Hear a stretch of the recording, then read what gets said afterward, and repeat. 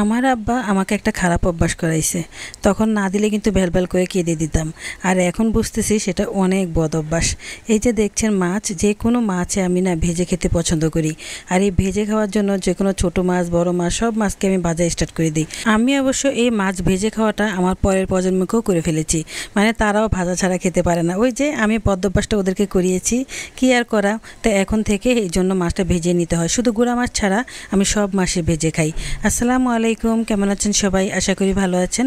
আলহামদুলিল্লাহ আমিও ভালো আছি। আজকে আমি চিংড়ি মাছের মালাইকারি করব। চিংড়ি মাছের মালাইকারি অনেক দিন হয়েছে খাই না, এত মজা লাগে কি বলবো। আসলে এই চিংড়ি মাছের মালাইকারি ঝোল দিয়ে আমি ভাত খেয়ে উঠে যেতে পারি, এত ভালো লাগে। তো এখন আমি এখানে অনেকগুলো পেঁয়াজ কুচি দিয়ে দিয়েছি, আর তার মধ্যে আদা বাটা, রসুন বাটা আর পেঁয়াজ বাটা দিয়ে দিয়েছি। যেহেতু চিংড়ি মাছের মালাইকারি, তাহলে এটাতে একটু ঘন ঝোল হতে হবে, এই জন্য বাটা মশলাগুলো দেওয়াটা অনেকটাই জরুরি। এখন ভালো করে নেড়েচেড়ে কষিয়ে তারপর দিয়ে দিলাম লবণ, হলুদ, মরিচ, জিরে, ধনিয়া সব কিছু দিয়ে দিয়েছি। দিয়ে এখন ভালো করে কষিয়ে নিচ্ছি। অনেক আপুরাই আছেন এখনও চিংড়ি মাছের মালাইকারি রান্না করতে পারেন না। আজকের আমার এই পুরো রেসিপিটা আপনারা দেখে নেবেন, তাহলে বুঝতে পারবেন কতটা সহজ। আর যদি ভালো লাগে অবশ্যই একটা লাইক, শেয়ার, কমেন্ট করে দিবেন। আর বেশি ভালো লাগলে অবশ্যই একটা ফলো দিয়ে দিবেন, তাহলে নতুন নতুন রান্নাগুলো আপনাদের সাথে আমি শেয়ার করতে পারবো। তো যাই হোক, এখন আমি পানি দিয়ে দিলাম, আর পানি দিয়ে সুন্দর করে কিছুক্ষণ কষিয়ে নেব। একদম তেল উঠা পর্যন্ত আমি এই মশলাগুলো কষাবো।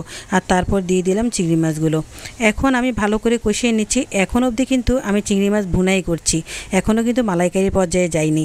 এই যে এখন মাত্র মালাইকারি পর্যায়ে আসলাম। এবার আমি দিয়ে দিলাম টক দই। তো বেশ খানিকটা টক দই দিয়ে দিয়েছি। আর এখন এই টক দই দিয়ে ভালো করে একটু কষিয়ে নেব। তারপর দিয়ে দিলাম কয়েকটা কাঁচামরিচের ফালি, কারণ কাঁচামরিচটা লাস্টে দিবেন, কারণ কাঁচামরিচটা প্রথমে দিয়ে দিলে একদম ভাজা ভাজা হয়ে যাবে, তাহলে খেতে ভালো লাগবে না। তাই কাঁচামরিচটা একটু লাস্টেই দিয়ে দিয়েছি। আর এখন আমি ভালো করে কষিয়ে নেব, এতটা কষাবো যে চিংড়ি মাছটা অর্ধেকটা রান্নাই হয়ে যায়। চিংড়ি মাছের মালাইকারি রান্না করলে ঘরে যদি গ্রান না ছড়ায় তাহলে কি ভালো লাগে বলেন? আমি যে এখন কষাচ্ছি আর ঘরটা গ্রানে মোমো হয়ে গেছে, কি বলবো, আসলে অসাধারণ গ্রান হয়ে গেছে ঘরে, এত ভালো লাগছে। আর এদিকে আমি দইটা আবার রেখে দিচ্ছি। এখানে আমি টক দইগুলো আলাদা একটা বাটিতে নিয়ে নিয়েছিলাম, আর এখন রেখে দিচ্ছি। আর এদিকে আমি মশলার বাটিটাও তুলে নিয়েছি, কারণ আমার রান্নাঘরটা একদমই ছোট, এই জন্য কিছু কিছু জিনিসপত্র সরিয়ে তারপর আবার বাকি কাজটা করতে হয়। আর এখন নিয়ে নিচ্ছি দুধ।